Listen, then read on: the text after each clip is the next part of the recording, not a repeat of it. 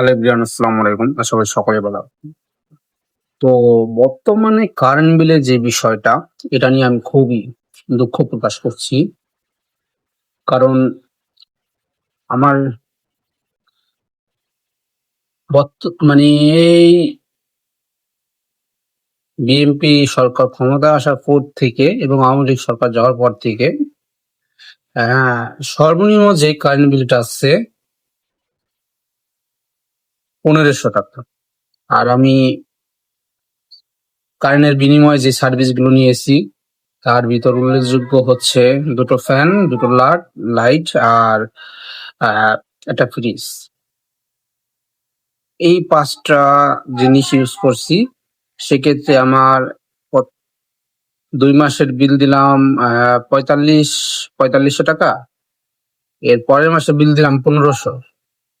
এই রানিং মাসে বিল দিলাম 2000 টাকা, যেখানে আওয়ামী লীগ সরকার থাকা অবস্থায় বিল দিয়েছি এইগুলো ইউজ করে 500, উঠতে গেলে 700, সর্বোচ্চ গেলে 1000 টাকা গেছে। আর সার্ভিসের কথা না বললেই নয়।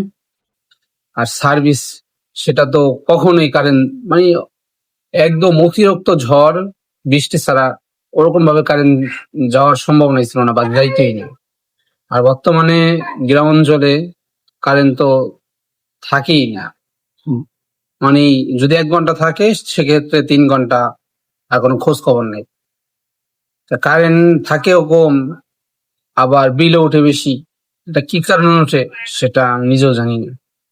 তো বর্তমান সরকারকে এ কথাটাই বলতে চাই যে বর্তমানে অতিরিক্ত যে কারেন্ট বিল হওয়ার ইস্যুটা কি বা কারণটা কি সেটা যদি গণসমক্ষে উন্মোচন করা হতো তাহলে এটা সাধারণ মানুষ একটু স্বস্তি পেত।